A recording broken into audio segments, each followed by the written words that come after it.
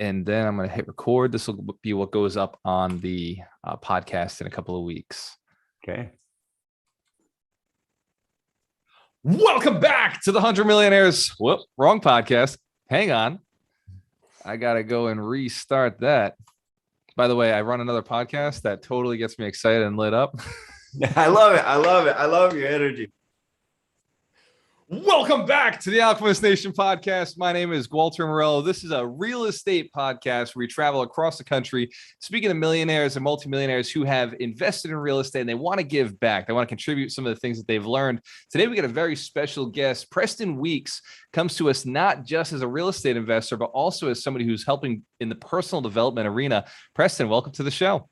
Thank you. I appreciate it. It's so great to be here. It's so great to share information and just try and help people. So Preston, you were introduced to me by Mark Victor Hansen, which, pause for a moment. I can't believe that Mark Victor Hansen had a conversation with me, but you've done a whole lot more with him. How did you start working with Mark?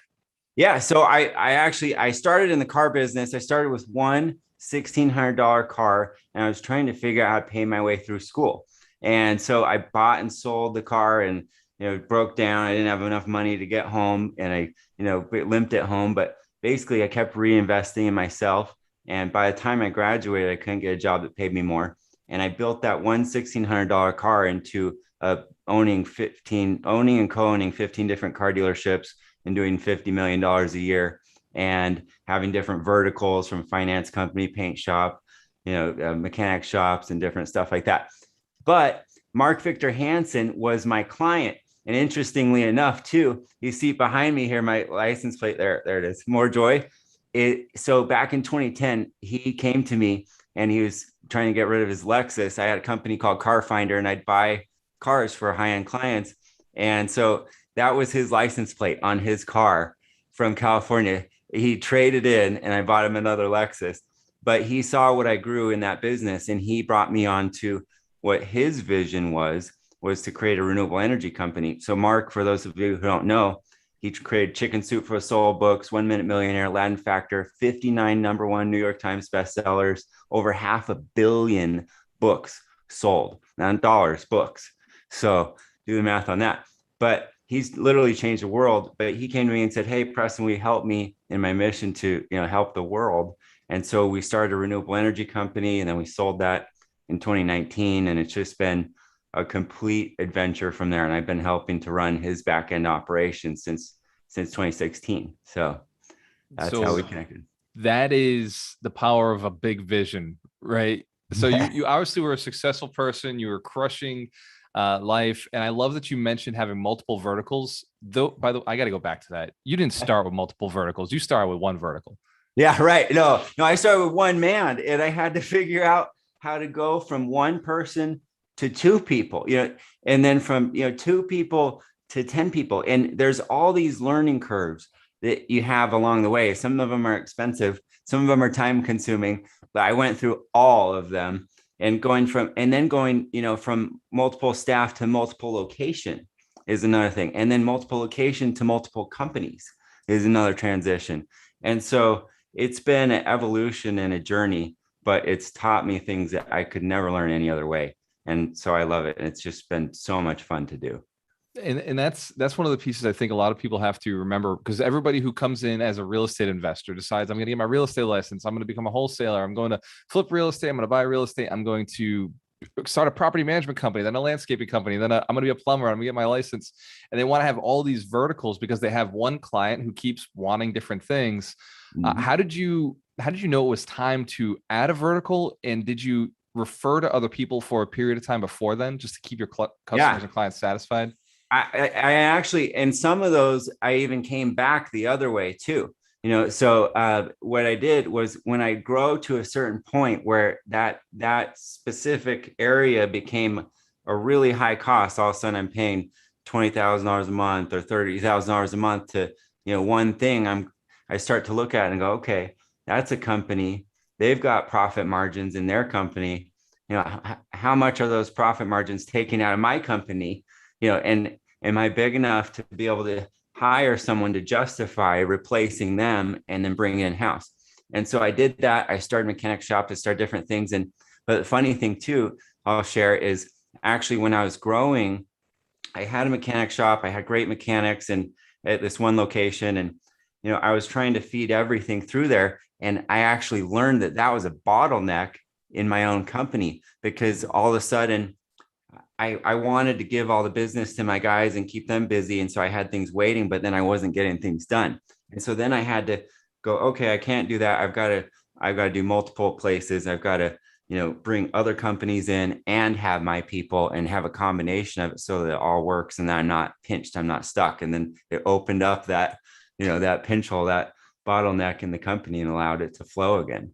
So That's one of those things that a lot of, and mechanics, I love that you chose that field. There's a lot of mechanics who are like, well, I can't get to it for the next 3 weeks. yep. And it's like, well, I kind of want the car now. It's the thing I used to get to work. That's how I get the money I'm going to use to pay you. Yep. And you took the moral ethical approach and said, I'm going to find a way to, I'll send the money to somebody else for now. I'll just send the money to somebody else, build a relationship with, who knows, maybe I'm sure some of those mechanics that you sent money to ended up working for you or partnering with you down the road. Yeah. Well, and the truth is I ended up doing so much business, even the people that I did business that I didn't work for with me directly, I was probably most of their company, because I was buying 120 cars a week. And so we're cranking through stuff and, it's all got to get fixed. It's all got to get done. And time is money too, because it's depreciating, it's moving, you've got capital tied up, you're not turning it. So it's that motion. Sometimes that motion's more important than, the dollars that you're saving on it. Yeah, that's another good one. People will work so hard to save a couple pennies, but if they could keep those pennies moving and rolling, they become dollars, become quarters, and they stack up over time. And that time opportunity cost of sitting on an asset. Mm-hmm. So Preston, where did this journey of deciding you wanted to solve all the world's problems, that you said it more eloquently, what was your making the world work for 100% of humanity? So that actually is something that I've adopted as my personal mission, but it's a legacy that I've adopted. So Mark's mentor was Dr. R. Buckminster Fuller. Dr. R. Buckminster Fuller was Einstein's best student.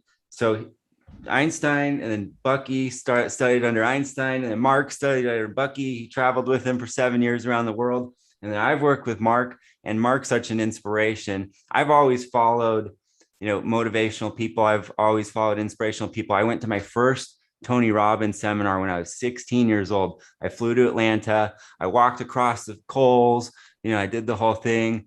And, but I've been a carnivore of positive information, my whole entire life. And I just absolutely love it. And then working with Mark, he inspired me to adopt his mission, which has been really, really important. So that's part of my mission. And then my mantra is relentless improvement.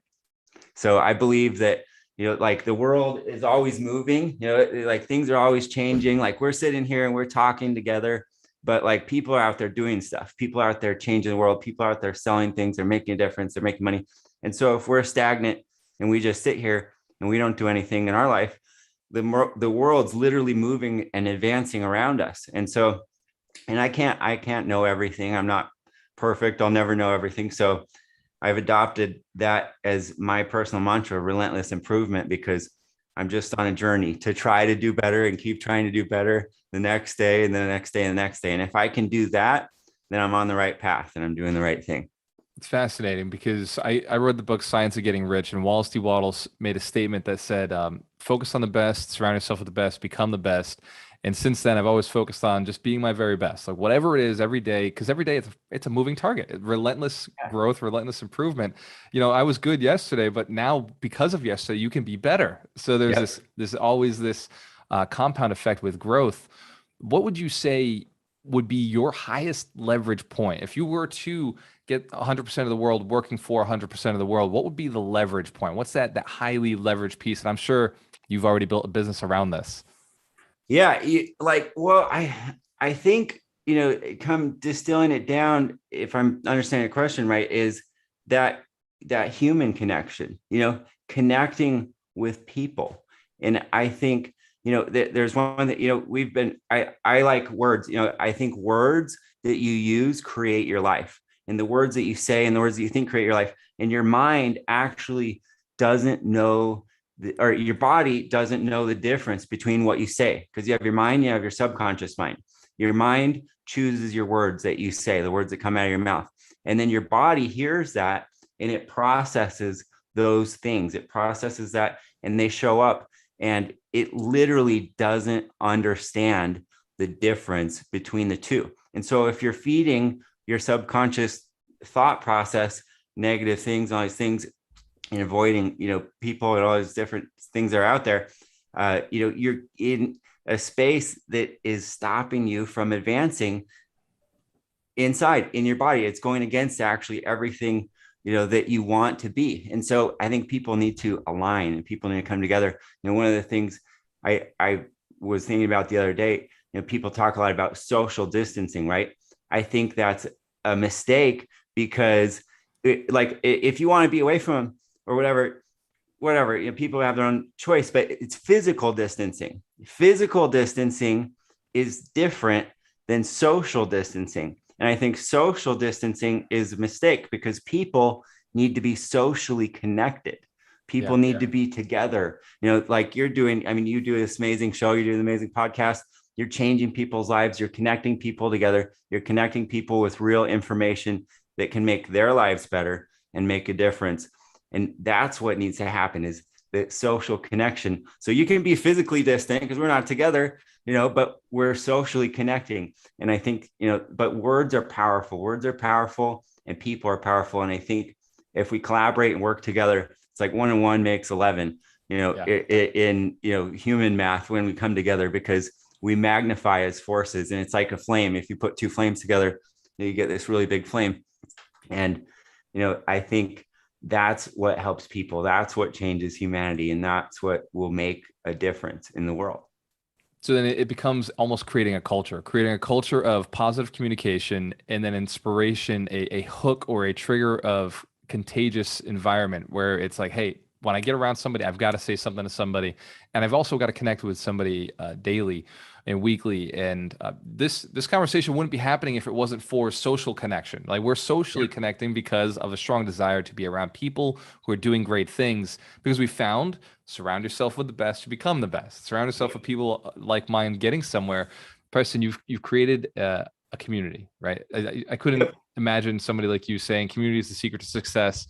Of my mission of helping people work together. You've created a community, and I'm almost certain it's a powerful community that's deeply connected. How did you start that? So it all started with an idea and a purpose. And my community, I actually launched this in the beginning of 2021. I was in a bunch of different shows and things, and I aligned with my business partner. My business partner is in London. So we run a global community. Sometimes we'll do events. We'll have like over 20 countries on the events, so we focus on what's human and what's the same in people. And I think too many people are focused on what's dividing people. I see it already. I see exactly what you're doing. Yeah. I love it. Go ahead. I want to hear you say it, because maybe I caught it before everybody else did. Go ahead. Well, no, but people are saying, people are focusing on what's different. And these things like race and gender and religion and economic situation and geolocation and political parties are dividing people apart. But when it all comes down to it, it's all the human experience. We're all the same. We're all on the same journey, and we all share these things together. And even though the little details show up differently in people's lives, and this is what I've noticed from my coaching and different things like that, is I can take anyone in the world, and they could have a business that's failing, they could be going through a divorce, maybe they got a bad grade on a paper, maybe they wrecked their car, maybe whatever, they got laid off. Everyone has their own problem, but the weight that they carry inside is theirs, and it only exists in them, and they're the only one that has that barometer of how intense or how strong or how weak that is. And so we can't put our feelings or emotions, our weight, on other people. But what's the same is that they're all processed the same. So it all comes back to that human thing that is exactly the same in every person, in you and me and you listening right now out there, we're the exact same. Because if I experience fear, or if I experience sadness, or if I experience depression, or if I experience anything that's not where I want to be, then it's taking me out of that space, and it's not allowing me to live the way I want to live. And it's a distraction. We only have 100% of us, of who we are, and so we can show up and we've got 100%. So if 10% of myself is distracted, and 5% of myself is pissed off, and 5% of my other 10% of myself is sad or depressed, I'm showing up as 75% in my work, in my business, as a dad, as a neighbor, as a friend, and it's not allowing me to live my true self. It's not allowing me to be who I want to be. And that's the same with everyone. That it doesn't matter who you are, it doesn't matter where you live, it doesn't matter anything. And you can take, that's why you have people that live the most simple lives in the world and are the happiest people in the world. And that's why you have rich people that are depressed and sad, and rich people are happy. And, it doesn't matter. It's how we process it and how we connect with what's happening in our life and the emotions, and building that strength of people. So I ran an event a little bit ago, and it's called The Power of You. I had 20 amazing speakers come, but I believe that, people are the foundation of every single thing that they do in life. You're the foundation of your business. You're the foundation of everywhere that you show up. And if I can help to build the foundation of people, then I can make the world strong. We'll deepen the roots of society, and we'll grow strong like beautiful trees, and we'll change the world together. Deep in the roots of society. It's such a powerful context and message. I want to go back for a second, and this is just to clarify. When you said that people could be rich and unhappy, the key to that is simplicity. So when I've been at my happiest, I was very rich too, because I had simplified my income streams. I'd said, I want one, like I questioned the kind of like you did, is I questioned the income stream that was causing the most headache. And I said, I don't need it. I'm going to pass it off to somebody else who benefit from that income stream. And I'm going to go after the one that really fulfills me, makes the most money, and I enjoy the most. And then my life happiness went higher. Yep. So for anybody who's listening, I want you to equate whether you're happy, whether you're rich or poor. It's not how much money you make. It's how simple your life is. How simple your life. If you have a lot of stuff in it, whether you're rich or poor, it's going to be a pain in the ass. But if you have a simple life and you know what you're here for, and I think Preston Weekes has a lot of tools to do that. If you simplify your life, you're going to be a much happier person. And Preston, you have a lot of businesses, right? Yeah. Outside looking in, it doesn't look like a simple life. And yet you seem like a relatively happy person. Yeah. Well, I do. And it's, it's just being content within myself and loving myself and waking up every morning. I think every high performer that I work with, I think one of the tips I can give out to people right now is to create a routine in the morning for yourself. Have you time, recenter yourself, because all the people that are able to maintain that high performance level, that happiness, that joy, one of the key things that a lot of people do, that's a tool that you can deploy in your life tomorrow morning, is to, if you have to wake up an hour earlier or whatever, block out an hour of time for yourself. That can be meditation, that can be personal study, that can be exercise, that can be whatever it is, but it's something to center yourself, to appreciate yourself, to allow yourself to set up for the day, to enjoy yourself. And then, I design my life intentionally. That's what I coach people, a guide to do, but to make sure that who you are and what you're doing actually aligns with who you want to be and where you're going, because that's so critical. And that's what you were talking about. Is that job that you pushed off, it didn't align with who you are. It didn't align with who you are inside. And so, but you recognized it, thankfully, and then you pushed it off, and now you're living your best life. And I can see it on your face. You're full of joy and happiness, and like, we're like best friends now.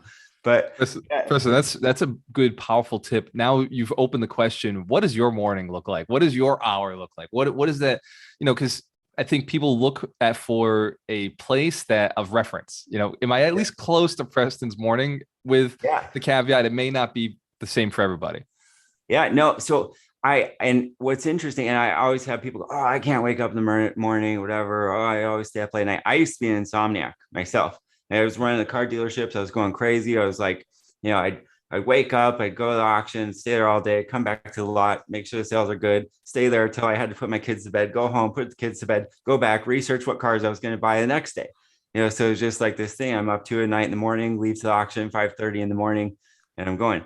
But now, what my main focus is I really adopted the whole idea of circadian rhythm. And the dumbed down side of that is I try and live as much of my life in sunlight as possible. And so I wake up just before the sun rises.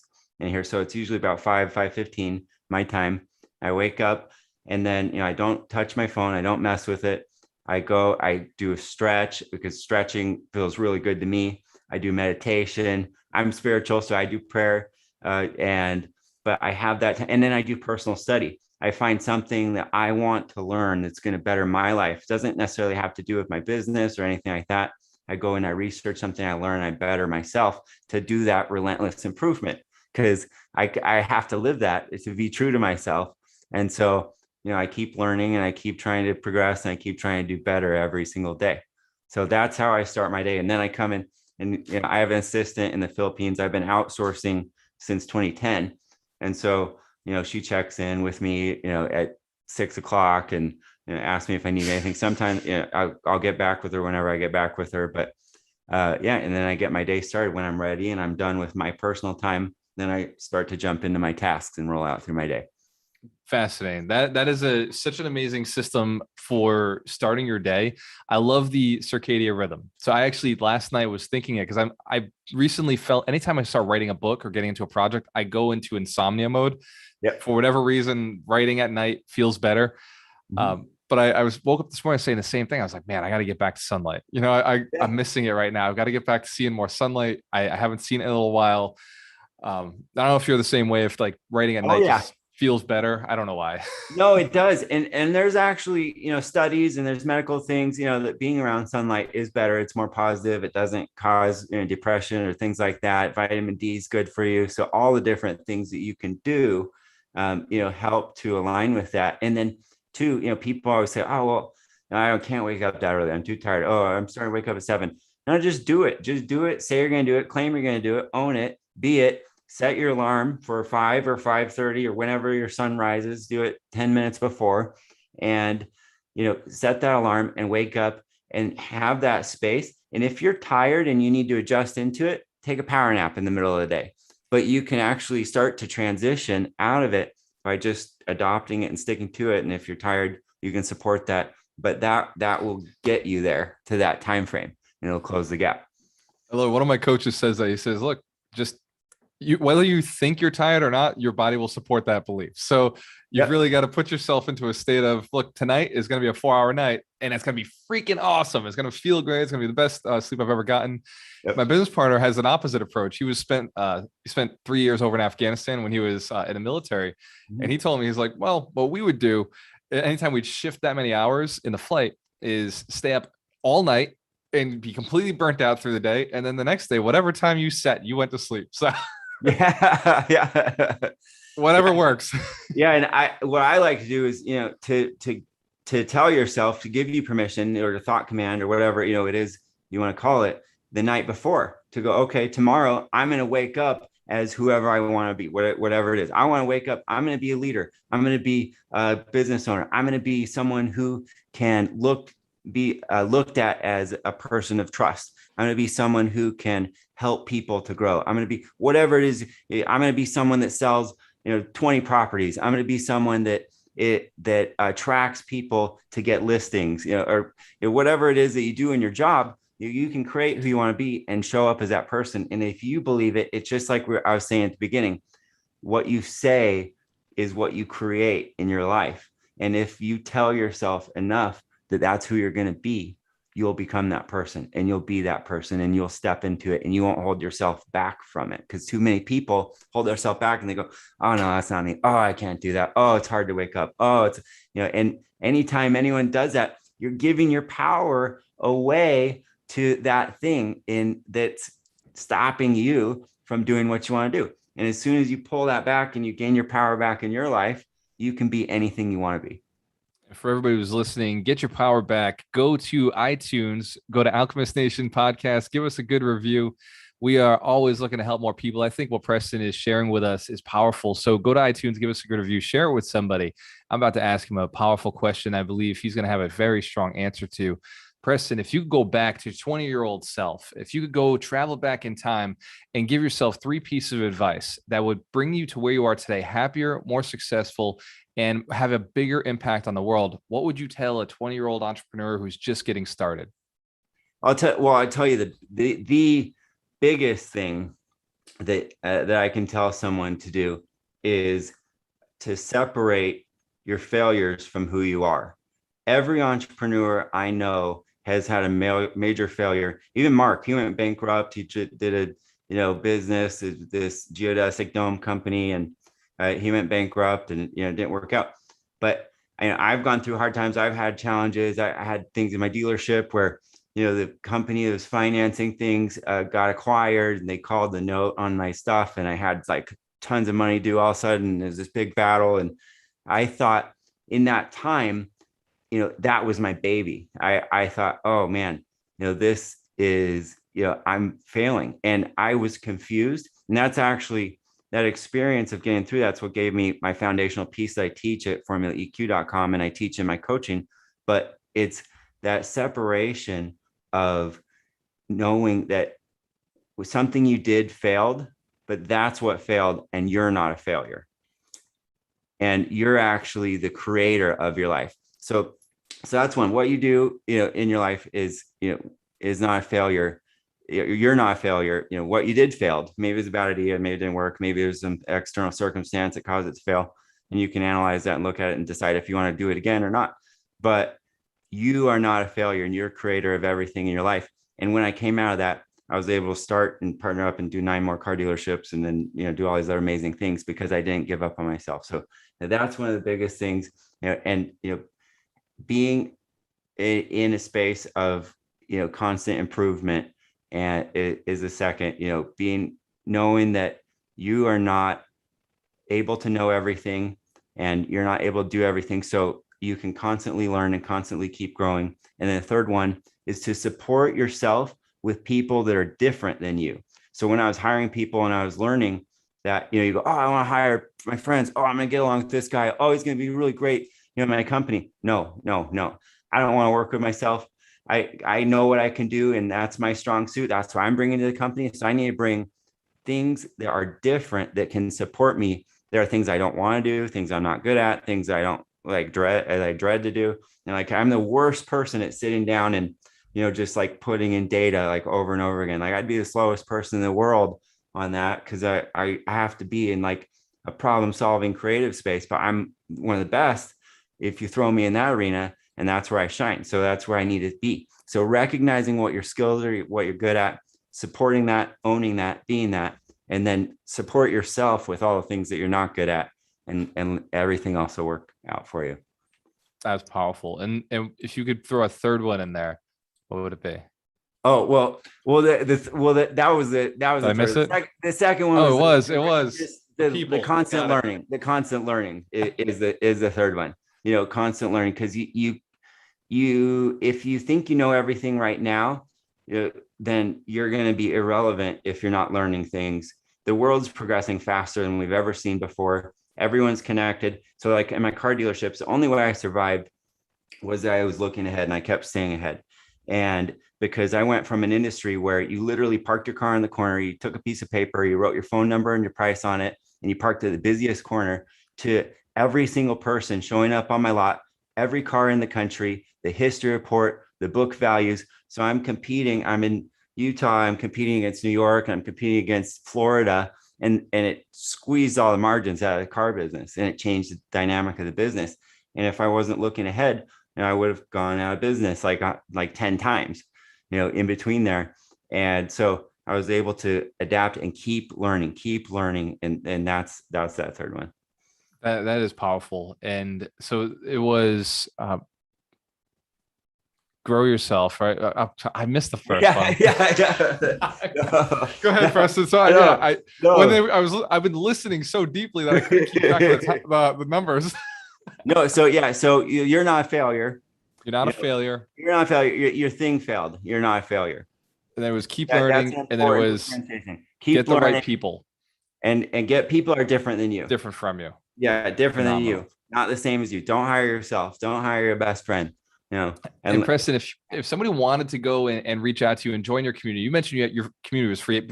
People don't know about our conversation before the podcast started, but I was checking into Preston's mind, seeing what he had in there, what all his tools and tips and ways. So for everybody who's listening, I'm on a mission to build 100 millionaires who are inspired to build 100 millionaires, because I believe that millionaires have the most money to give back and build businesses and create charities. So I was picking Preston's brain, and what he said was fascinating to me.